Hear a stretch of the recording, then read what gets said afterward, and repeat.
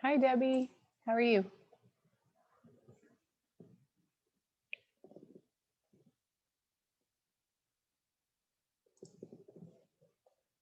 Hey, Carmen. Hi, Jua. Good morning. Hi, Susan. Hi, Simone.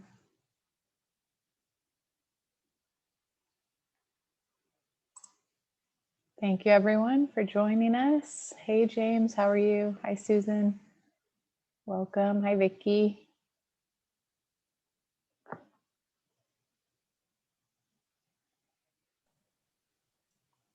How's everyone doing this morning? Doing great. Good morning.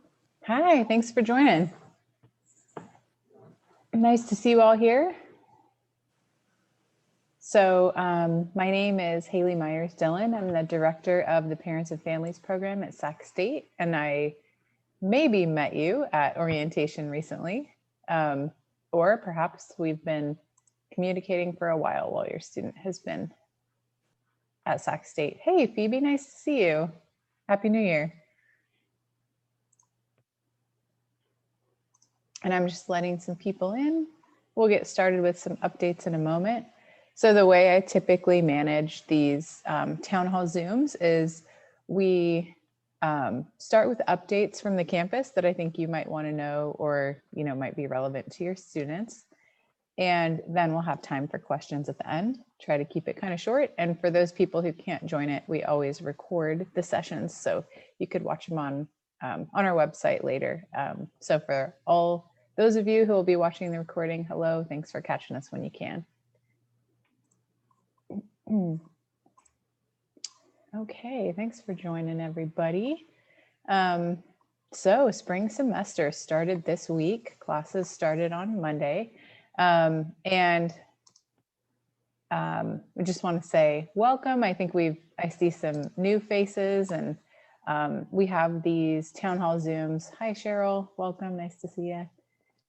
Every other week. So our next parent town hall Zoom will be Friday, February 12th at the same time at 11:30, the same link, but I'll send out a reminder again. And as I mentioned, we always record in case you can't make it. So, virtual semester again, and I wanted to give you a few dates and deadlines. And I tend to post a lot of resources in the chat, so I'll post links as I talk. But also, if you have questions, go ahead and you can interrupt, no problem. So I'm going to be pulling from or talking about some dates and deadlines really quick from Sac State's academic calendar. And if you haven't ever seen that, I just put it in the chat. Probably the most important deadline right now for your students is if anybody is changing their schedule. Yes, classes started this week. Students still change their classes sometimes, and they can do that pretty easily through their student center through February 5th. If they were on a waiting list and they're kind of curious what's happening with their position on the wait list, they probably need to reach out to the professor directly. And after February 5th, if your student wants to change their class schedule, then it gets a little more difficult. They have to petition at the academic department if they want to drop a class or add a class.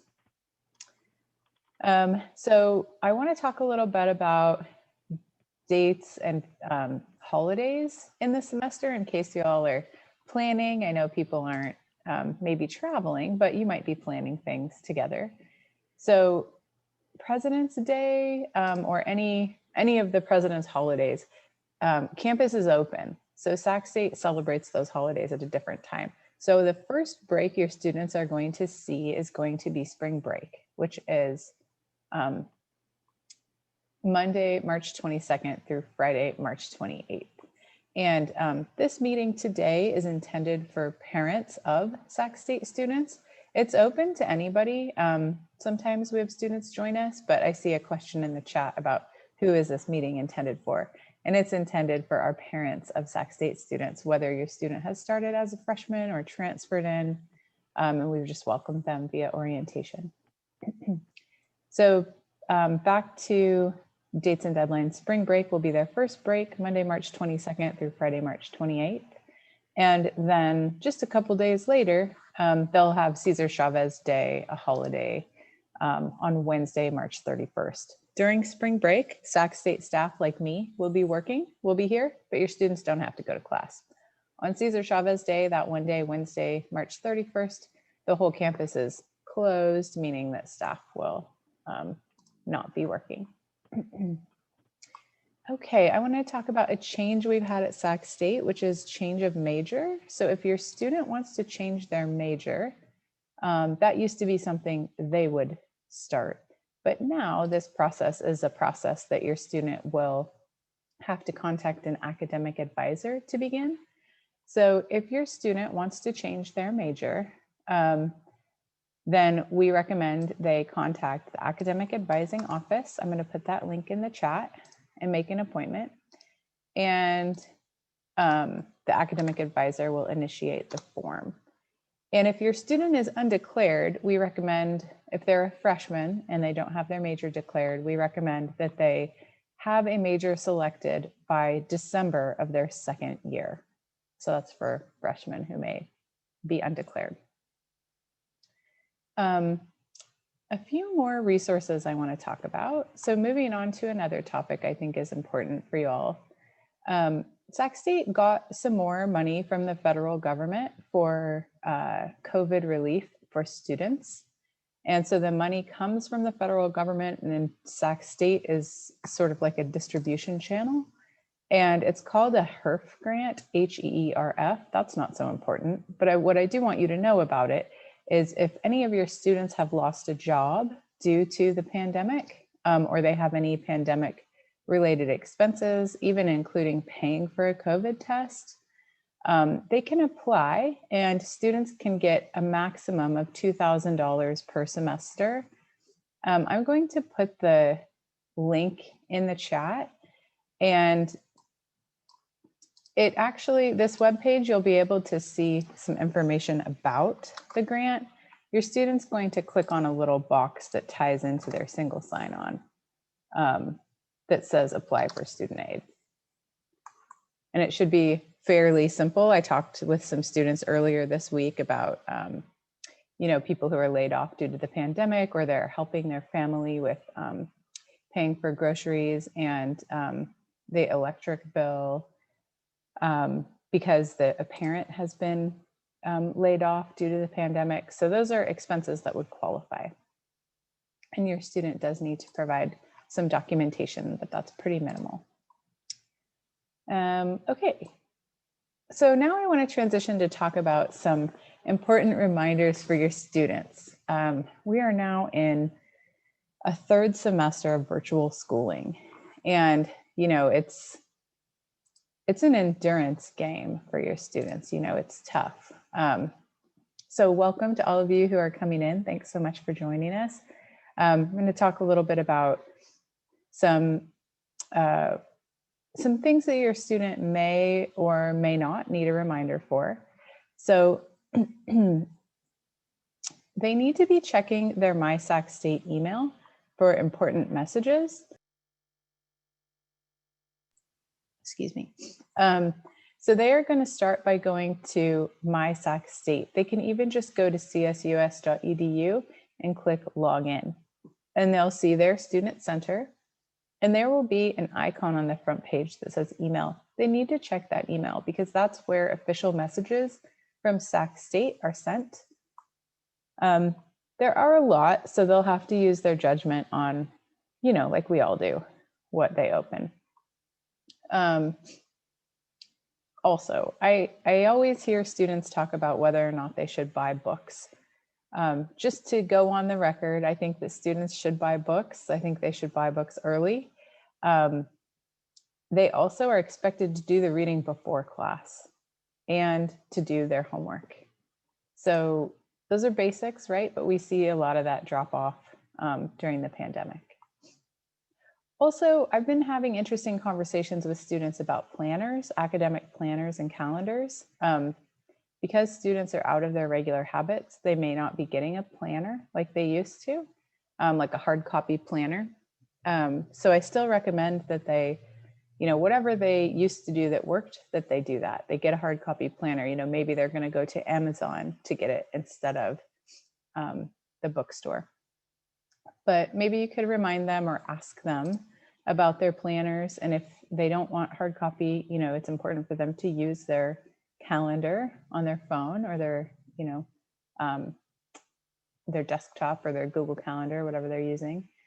And they should look ahead for due dates in the syllabus. So every syllabus will have all the assignments and how much of a portion of their grade it is. So how important the assignment is, right?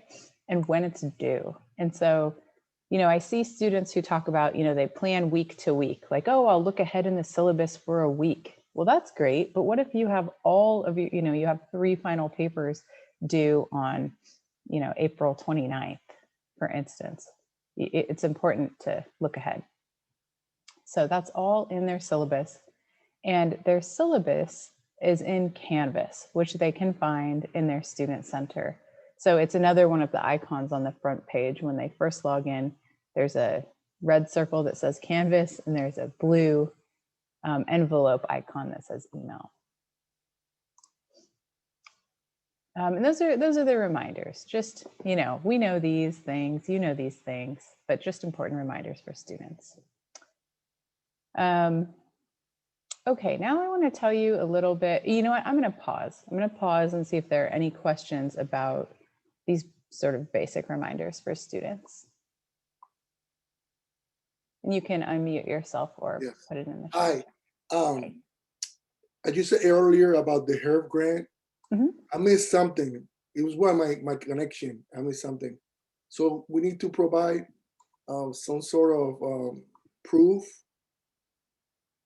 Yes. So for instance, I was talking with a student yesterday who she used to work at the University Union on campus in food service, and she was laid off. And so that would be income loss due to a pandemic. So she would need to provide, for instance, the email saying that she no longer has a job, and then maybe a pay stub or something that shows the income she was making and then what she's looking for. I talked with a different student who said that she is helping her family with the electric bill and the grocery bill because one of her parents was laid off during the pandemic. And so then they would need some documentation of the parents' job loss. And then I think, and then the request for what the monthly amount is. Yeah. Thank you. Sure. And the staff is pretty good at answering questions about what works, for the application and what doesn't. So the student can pull up the application. It's pretty simple. It ties into their their single sign-on, and they could email. Let's see. Her name is Jessica Thomas. I'm going to pull up her email really quick and give you all her email. And they could email her to see what sort of things might qualify or if they want help. Okay, so here is, I'm going to put in the chat, Jessica Thomas will help with HEERF questions. And there's her email address. Any other questions on these basic reminders for students as we kick off the spring semester? Hi, I'm not on the Zoom call. I'm sorry, I'm not on the what do you call it, the video. So I can only hear what you're saying and I can't see the links. Okay. Is it recorded on Zoom? I just didn't want to show my face because I'm laying down. I'm tired. Sure, no problem. It is recorded on Zoom. And then what I'm going to do is I have to upload it to our YouTube channel and then get it posted on our website. And that usually takes, it usually takes about a day. So it will be, the recording and the links will be available on Monday. Okay, and you said on YouTube? I'll put it on our Sac State Parents website. Oh, Sac State. I don't even know what that is. Sac Oh, State sure. Parent. Okay. Yeah, that's the program that I manage. And the website is easy to remember, csus.edu/parents with an S on Oh, the okay. end. Perfect. Okay. Thank you. Sure. Mm. Okay. So I talk with a lot of you whose students are, like everyone, feeling isolated and lonely and wishing they could be a part of campus, and tired of Zoom, tired of being on the computer. It's not the same as genuine human interaction. So all that said, we do have a lot of events happening for students. I want to tell you a little bit about them, and you can bring it up to your student if they're, if they're open-minded, then you know about it. So the first one I want to let you know about is an all majors internship and job fair on Tuesday, March 2nd. It's from 10 a.m. to 2 p.m. And I'm going to put the link in the chat. So students basically are going to sign up by clicking on this link, and then they log in through Handshake. And Handshake is it's our portal for all things job related. It's what the Career Center uses, but like I've announced that I have some positions available for parents and families program. They're posted in Handshake as well. It's also where students go to sign up for the internship and career fair.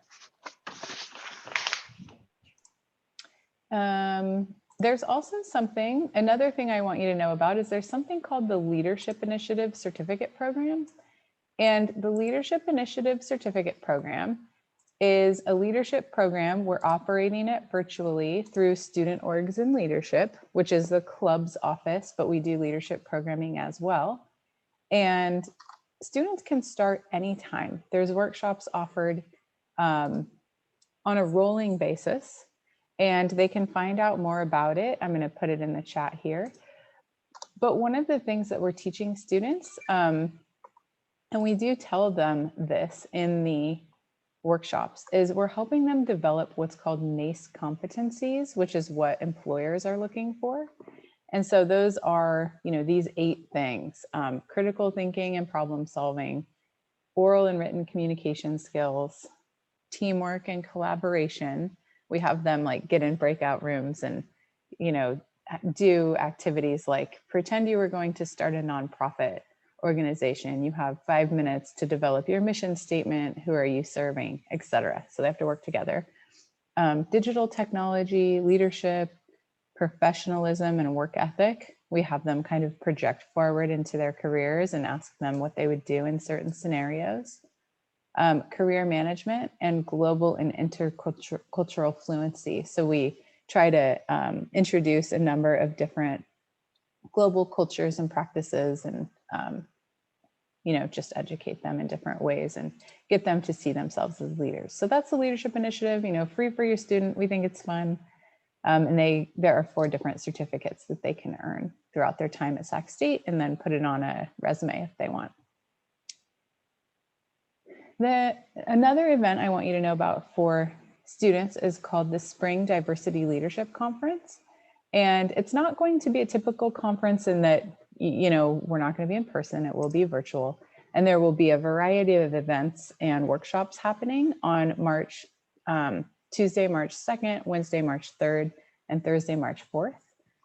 And we'll have, we're going to have a virtual band one night.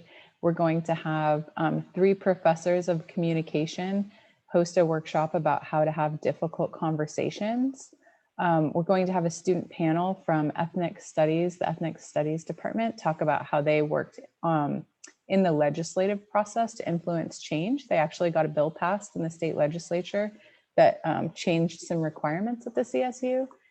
And we're going to have a lot of different workshops for students. It should be pretty fun, pretty interesting. They can get credit for the Leadership Initiative, and some of them, their professors will be bringing them from class. So that's the Diversity Leadership Conference. So that's happening too. We know your students are kind of overwhelmed with Zoom, but for you parents, I want you to know there's a ton of opportunities, and students don't always know where to go. So I just want to make sure you know that there are some things happening. Now I'm going to tell you a little bit about a volunteer opportunity for you in conjunction with an event for your student.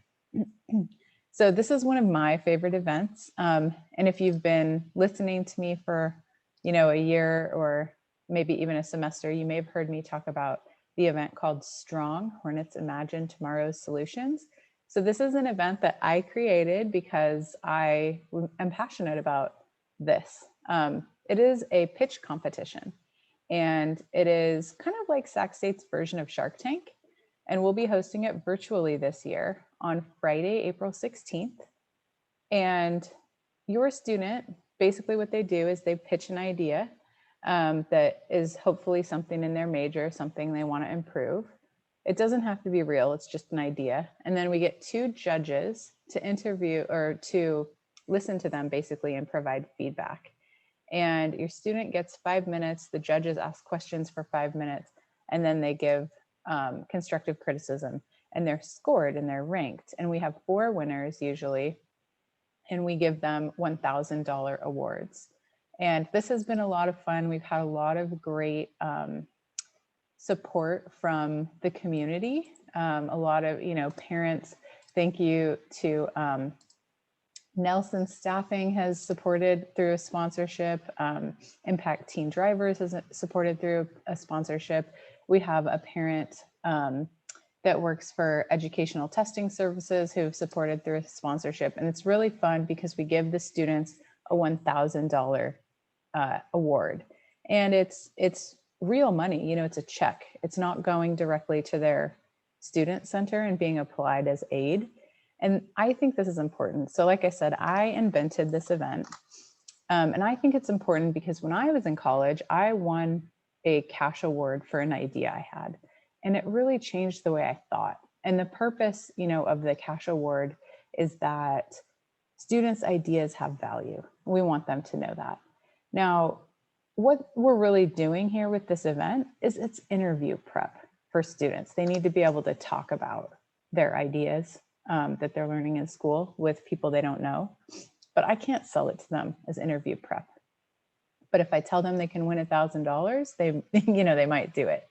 So if you are interested in being a judge, we're always looking for people to volunteer to give the students professional feedback.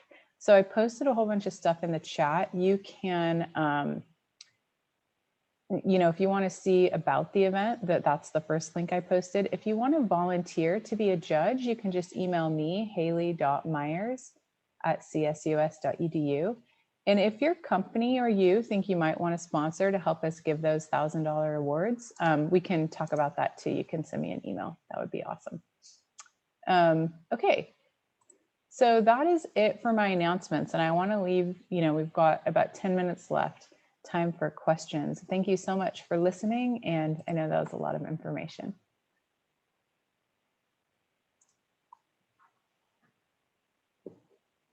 Hi, Anthony. Thanks for joining us. Who's got questions? Yes. Hi, Haley. My name's Tony Benabania. My son's a freshman there.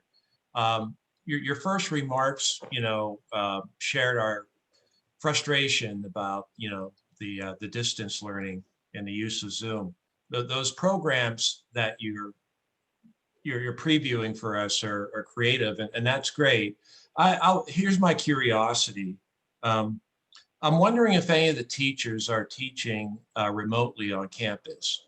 And the reason why I ask that is whether there's any talk or any opportunity where for those students who happen to be on campus to have distance learning with them. I know it's a rather broad question, and I think I know the answer, but I'm just wondering if you have any insight on that. And let me make sure I know what you mean. So you mean if there are professors on campus, is there an opportunity? Yeah, that was my first. Okay, first question. There are about 5% of classes being offered on campus, and those are typically science classes, typically senior labs, but also I think 1 or 2 art classes where it would be very difficult for the students to have the materials on their own, like maybe sculpture, or I think there's, where they need access to a kiln. So there are not many classes happening on campus. Those are classes that are happening on campus in person, but they're not distance learning. Other than that, all instructors, faculty, staff like me, we've all been told stay at home, do your job from home. Thank you. I know that's currently what's going on. I was just wondering if there's any talk to be a little more creative to allow those on campus to, at a distance and in a safe environment, perhaps interact at least with a few. And I'm talking about freshmen who are new to this experience and are struggling. So if there's no plan afoot, I was just curious as to whether there could be any discussion or plan afoot about that. Thank you. Well, sure. Our new chancellor has told us that we should be back in person in the fall for classes. That's the most recent update I have. And, fall semester starts late August. In terms of spring semester, there are about 400 students living on campus. Tony, does your student live on campus? Yes. Okay. I had to hit the button there. Yes, I just moved him in a week or two ago. We stayed away for fall, but he's up there and he's fitting in and he's figuring stuff out. But you've answered the question. There's no possible plan to perhaps at least introduce him to a professor while he's there. Not in academics, but I do think there are two areas that you should kind of keep an eye on or tell him to keep an eye on. And one is housing and residential life. So housing really wants students to live on campus. They really do. And so they are hosting socially distanced activities with students. And so his resident advisor, his RA, and his RLC, which is resident life coordinator, the professional with a master's degree who lives there. Those people are really working to engage the students and provide opportunities. There's also the Hall Council, which is a group of students that work together to create activities. And I know they talked about, like, last semester they had they gave away plants and they provided an award for the students whose plants were living at the end of the semester, and just having like fun activities like that. And then they were talking about doing fun outdoor things this semester. I don't have details yet. So that's one area. And the second area is called Peak Adventures. So Peak Adventures is on campus and they tend to host outdoor activities and outings. Have you heard of them? I didn't know that. Thank you. Okay, sure. I'll look into it. Okay, I'll put them in the chat. So I see a question in the chat from Ali. Ali says, where can we access the recording of this session and the links for future reference? So it's going to be on our website, csus.edu/parents. I'll put that in the chat. And I have to upload it to YouTube. So the links and all of that probably won't be on the website until Monday. So check back on Monday.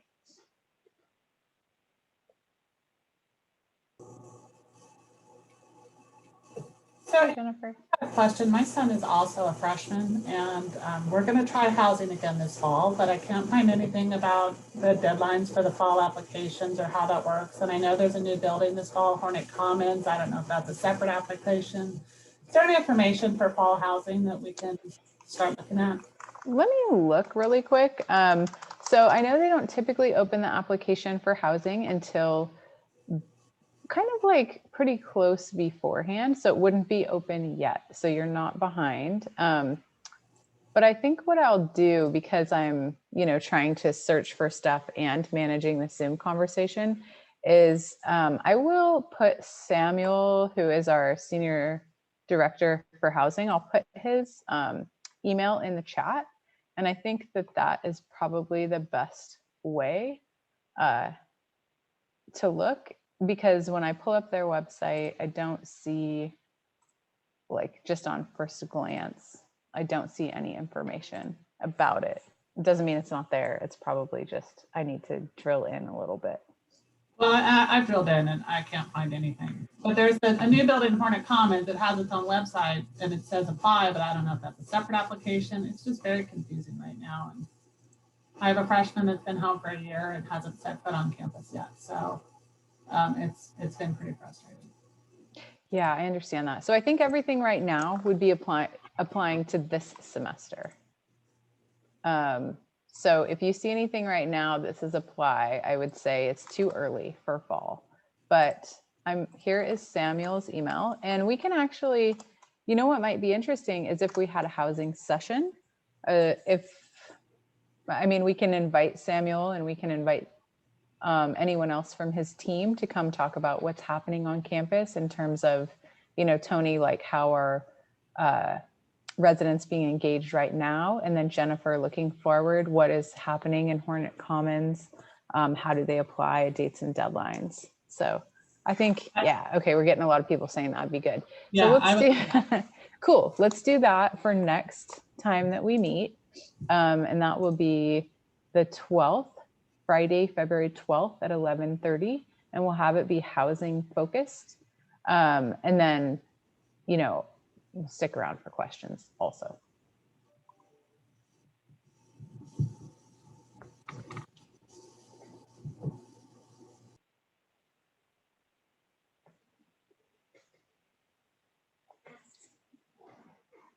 Okay, what else?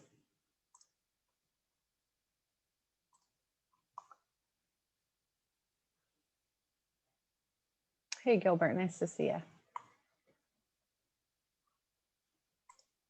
Nice to see you as well. If I may, I think most of the questions I had were already asked. But in terms of vaccinations for COVID and everything that's happening now, are there any plans, requirements for vaccinations for those students who have not been on campus, anything like that?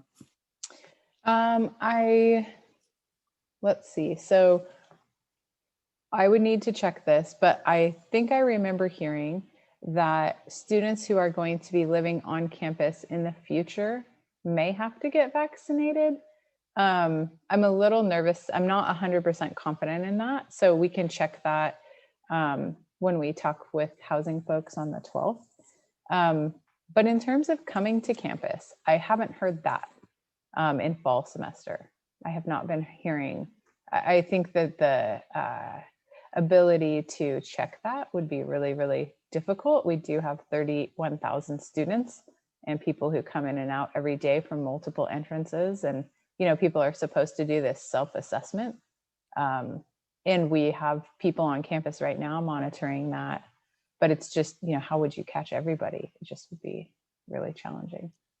Yeah, it'll definitely be a monumental task. And this is a big subject of, I don't even know if debate is a strong enough word for K through 12 right now, for students and really for teachers. But just curious.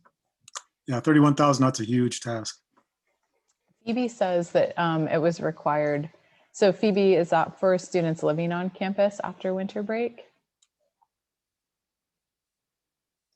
Sorry, I put you on the spot. That's right. When my son was there in fall and then after winter break, I guess he didn't read his email closely. He was supposed to have gotten a test beforehand, but since he hadn't, they were able to do on-site testing for him. And so it didn't sound like it was an ongoing testing. It was more of a, now that you've returned, are you clear? Oh, okay. It was a test, not the vaccine. Yeah. Yeah, not the vaccine. Sense. I'm sorry for the confusion. Yeah, that makes sense. Thank you. Well, folks, anything else? Any other questions? I see a question from Lisa in the chat. For freshmen living off campus and learning virtually, are there any virtual community building activities or events? Lisa, you may have joined a little bit late and we talked about a whole bunch of opportunities. So there are still around 250 clubs operating virtually for students. And there are lots of events and activities. We've got a diversity leadership conference coming up. We've got the leadership initiative, which students can join at any time. We've got a career fair, a virtual career fair. And so that is a lot of stuff. It's all in the chat. I will, if you joined late, maybe you can't access it. Let me recopy and paste and put that on there. And then I think I see Bridget has her hand up.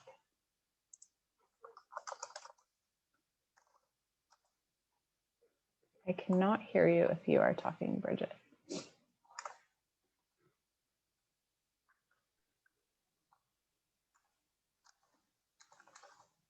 So here in the chat is going to be the all majors, an internship career fair,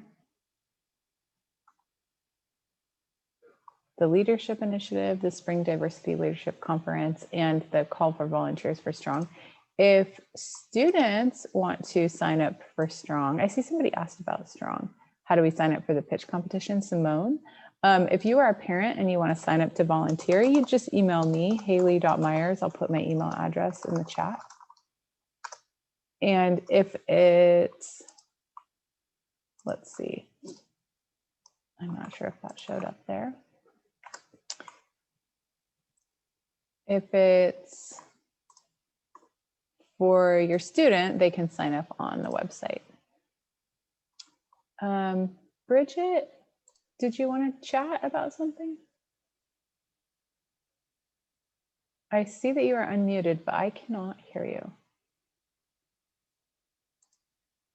I'm sorry. I had this, this issue with my own headphones last week, and it was so frustrating. I'm like, I'm invisible. No one can hear me. Let's see. I cannot hear you. I'm sorry. I can see your mouth moving though. Do you have chat access? Looks like you might be on your phone. I see Price saying, my son is a freshman this year. His schedule shows he has one class from 1 to 1:50 and his next class on campus from 2 to 4:50. He'd have to be at the campus early because there's no way he can make it to class in 1 hour. Is there internet access online?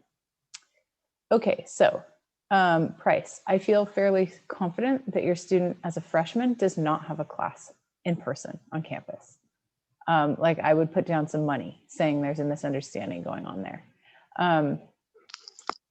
It's mostly seniors who are in science classes. Now, if, you know, if it is, oh, Bridget, I'm going to be able to hear you just a second. If it is that he is on campus, there is internet access in parking structure 5. They've like made the whole parking structure 5 Wi-Fi compatible so students can do that. But I really think that if it has a time next to his class, it just means that it's synchronous and he does need to be there when class, I mean, he needs to be on the computer at the time that is listed. Price, if you want to chat a little bit about that, you can unmute yourself or type in the chat.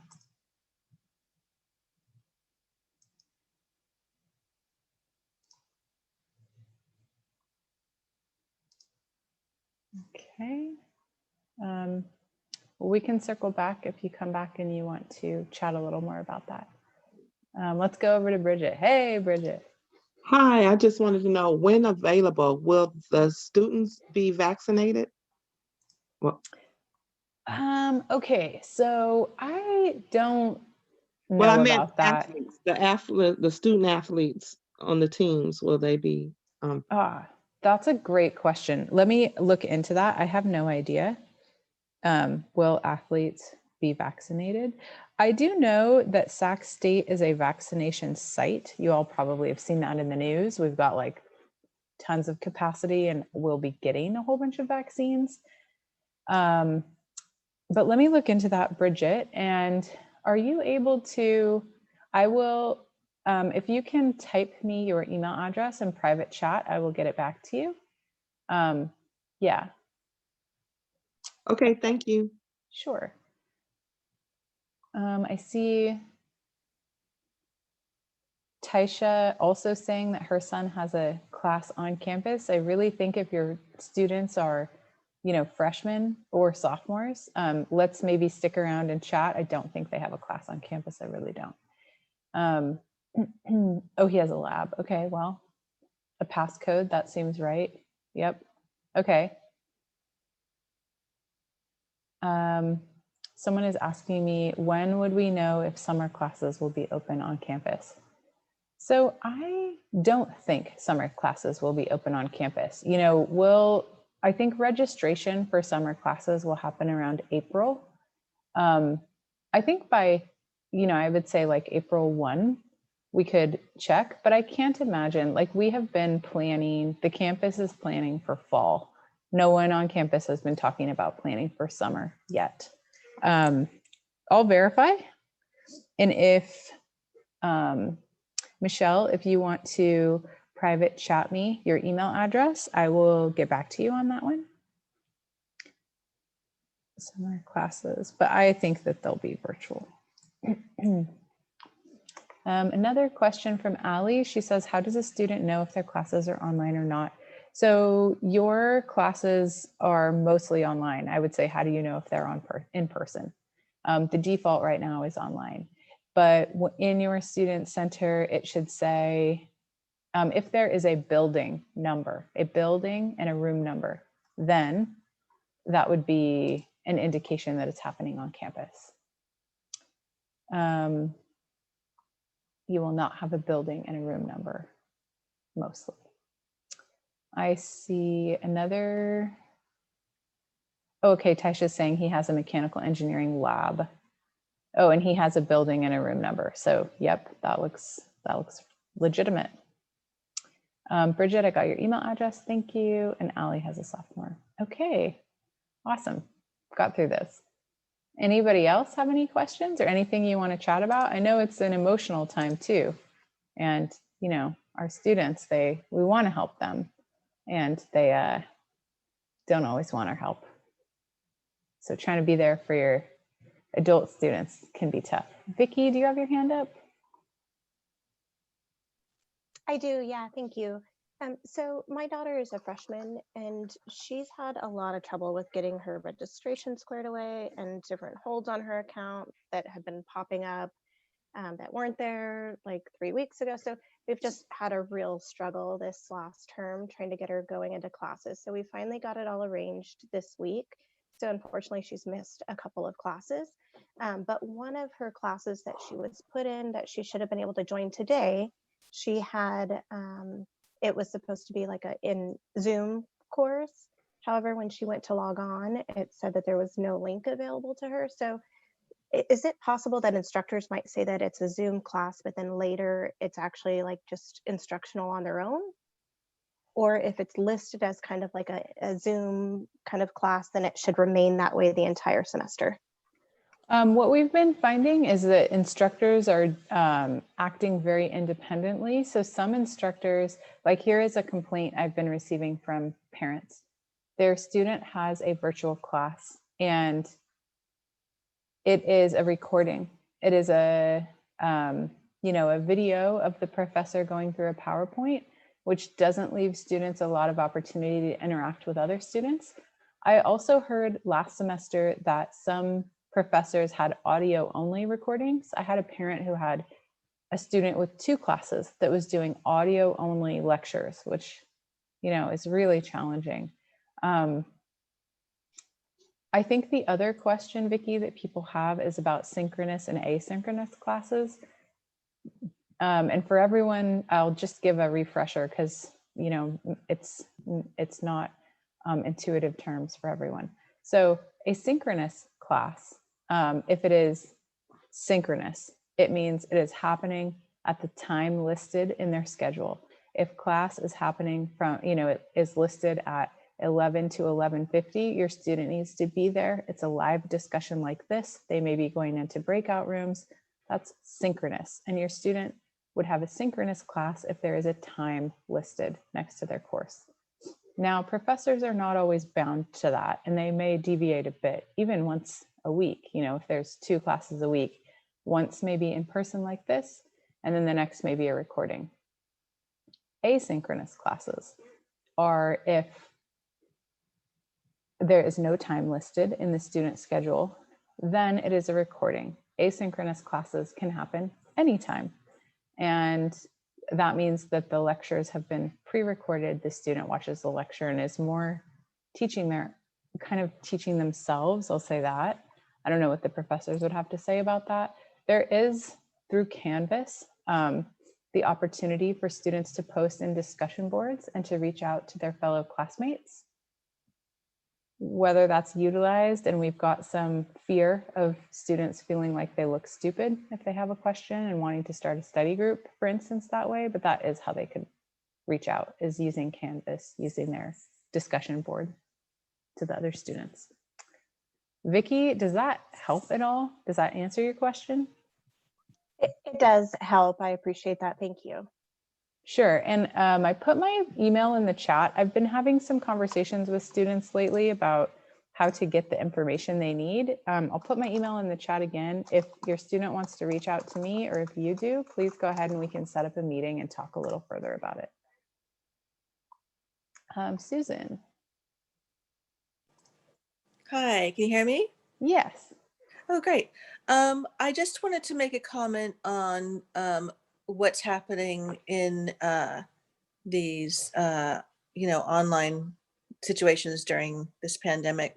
And I think that when the class is just audio, there's no synchronous meeting online, like a Zoom meeting like this, or even if it's recorded and it's visual, that's incredibly helpful. But when it's just audio, it is extremely difficult for these young students. And I would love to see that didn't happen for any of these classes, that it's just audio, because it's hard enough being isolated and you know not being around other people, but that makes it so uninteractive. Even if it's pre-recorded and there's some sort of the teacher is there and they get to at least get familiar with what the teacher looks like and their mannerisms and whatever. It's incredibly helpful, but the audio only is just, I think, really not as productive. And I just wanted to make that comment about that. Thank you, Susan. I think you speak for a lot of our parents and students, honestly. And what I can do is, because this will be recorded, I can send the clip along to academic affairs. And I can actually also, I think it might be really useful to invite people from academic affairs and maybe the Center for Teaching and Learning to come chat with parents about virtual instruction. And we've had a lot of trainings. The Center for Teaching and Learning exists to help faculty kind of adapt. I mean, they do other things too, like they just help faculty with their lesson plans. But in the pandemic, the Center for Teaching and Learning has been basically training faculty how to have effective courses online. And I know that they've done, they've trained at least 1,600 faculty members, and there's been a lot, but it doesn't mean that everybody's adopting it, right? And I do think that your voices are powerful, and that what you ask for and what you want matter also. And same with your students. Students aren't used to asking for what they like or telling people what they like, but they also can tell their professors and tell the department chairs what sort of instruction they want. Professors can change midstream, they could. Sure. I mean, it's hard enough right now not being able to interact. But I mean, I think that if the teachers should have an obligation to interact with their students the best they can, since they would be doing that anyway during normal school. And when they just sort of send an audio, like drop, do the class once and then throw an audio up, it sort of seems like dialing it into me.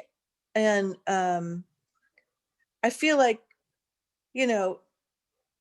they should be making an effort to make this college experience the best and the most interactive they can with the tools they have. And when it's just an audio recording, it just seems a bit dialing it into me. That's just my opinion.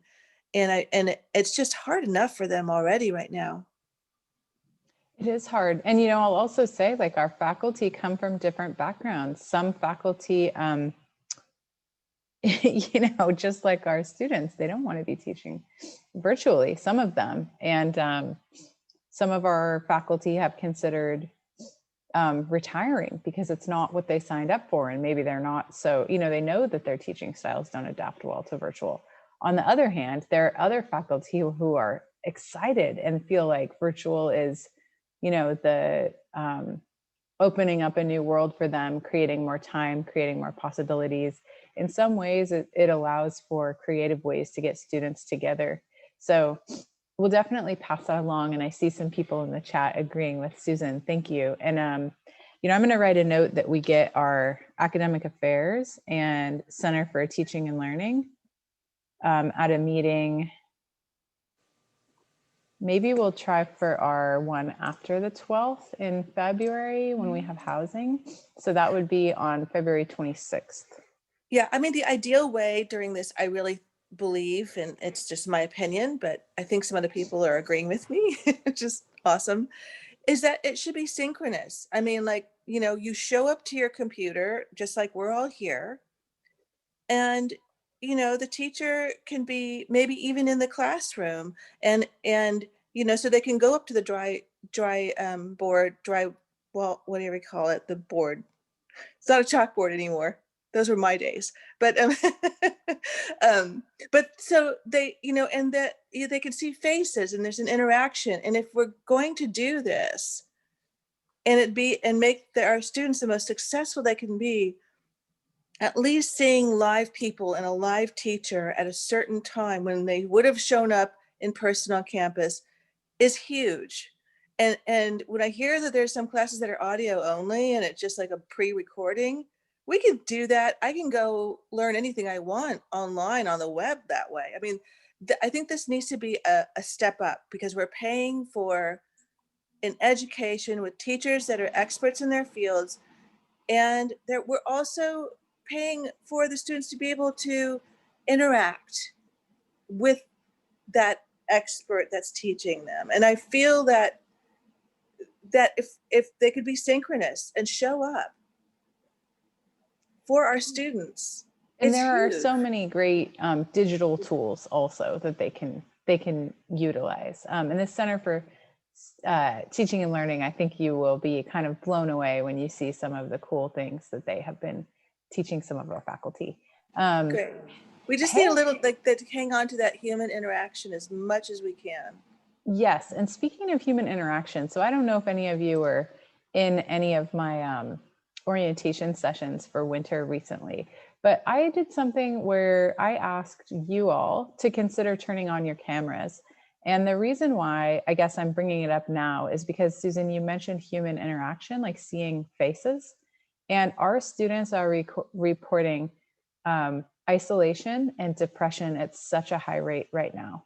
And just so there's this other flip side to the coin, which is the anxiety of having their camera on and people feeling like they have to get ready, or maybe like not be laying down or whatever, right?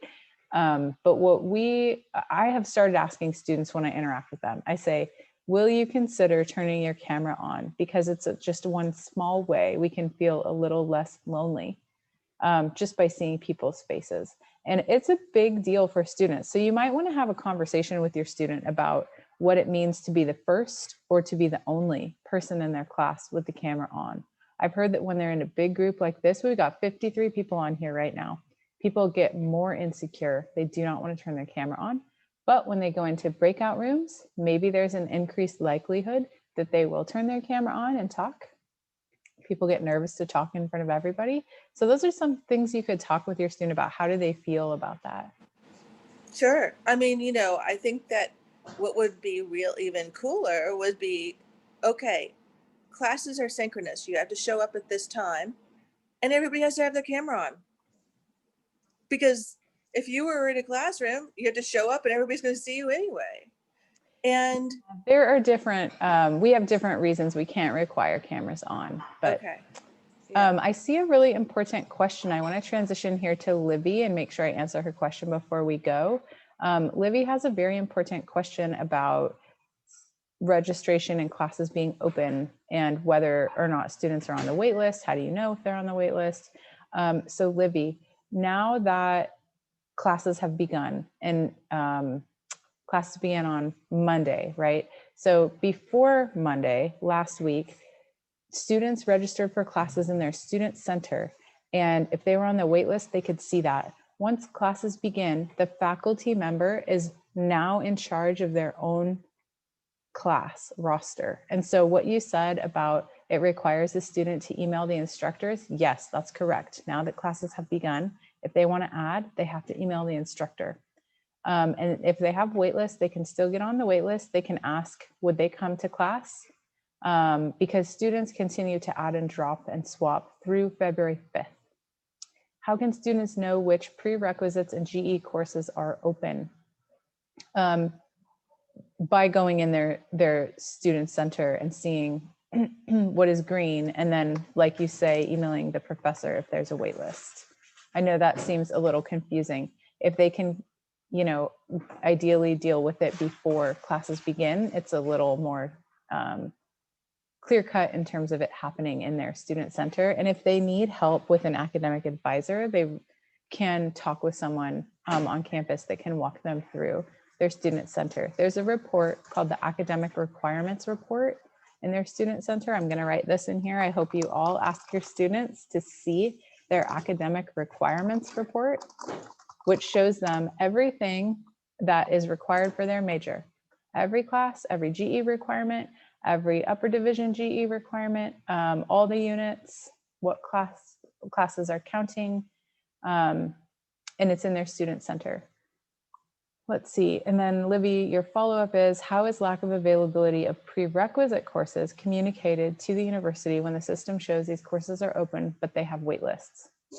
Can more courses be added to accommodate demand? So they do add courses to accommodate demand. I think that if there is a quick answer to your question, it's a tool called Smart Planner, which is also in their student center. And Smart Planner is designed to tell administrators what classes students are going to take in the future. So Smart Planner is like, oh, you know, if we have 5,000 students planning to take English 20 in the fall, we better open a lot of classes, a lot of sections of English 20.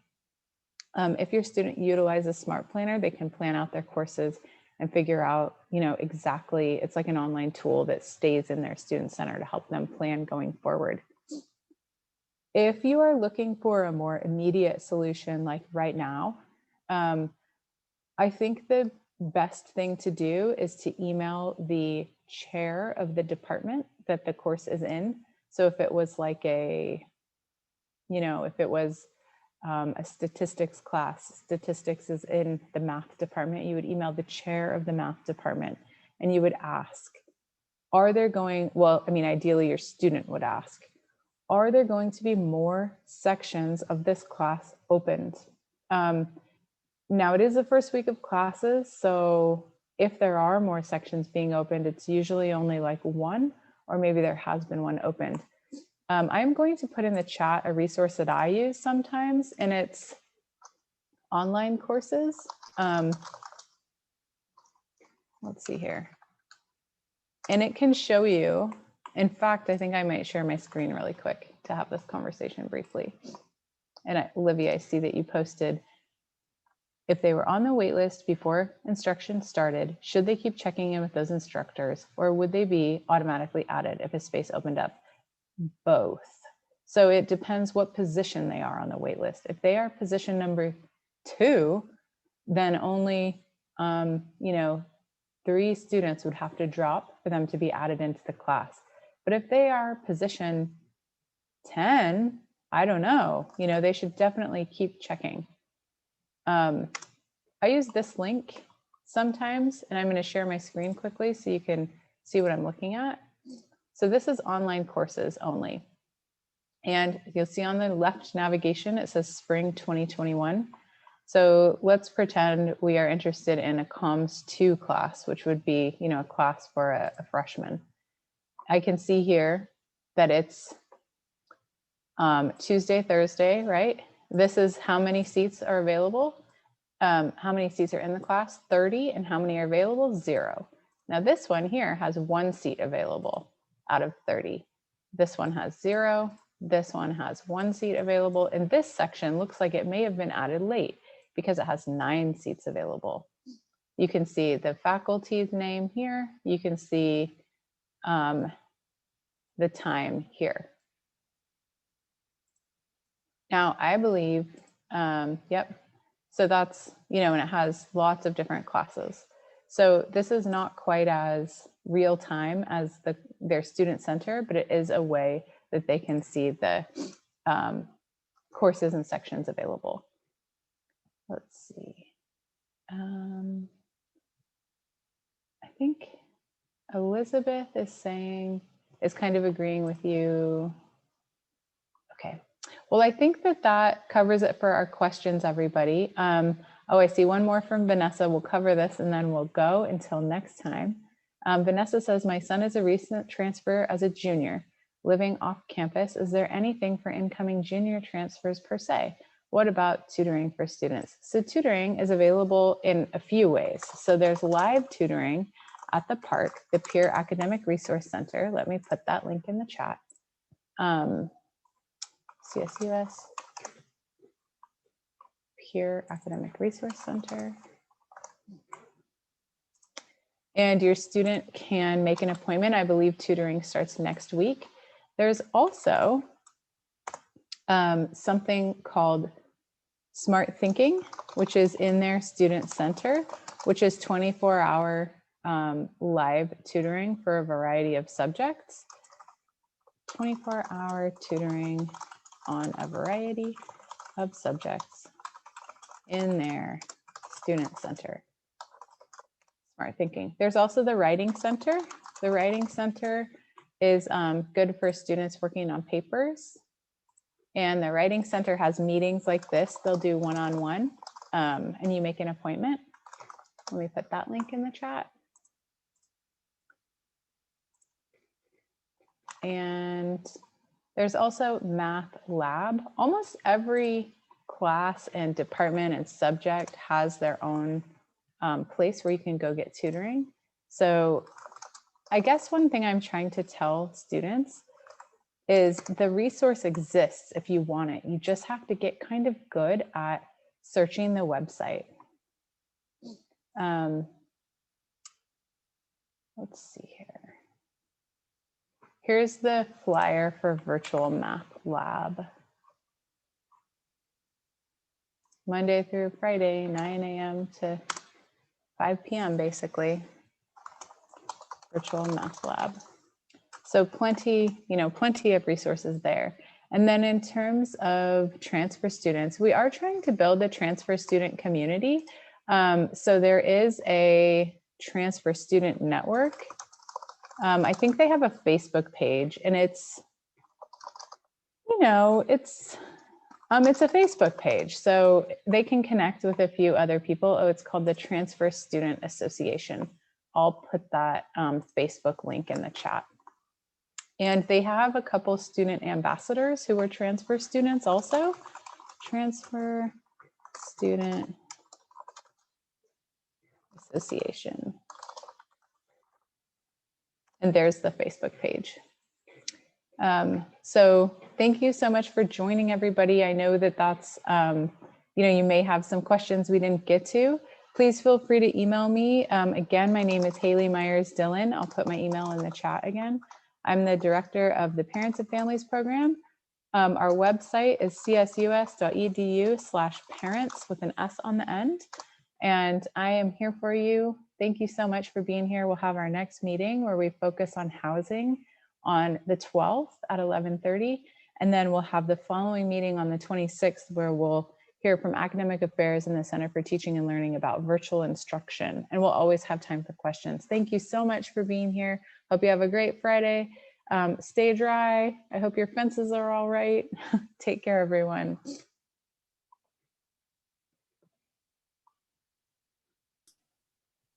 Thank you. Thank you, Ling. Bye-bye. Thank you. Thanks for joining, Susan. See ya. Thank you, Tamara. Thank you. Bye. Bye, Simone. Appreciate you joining.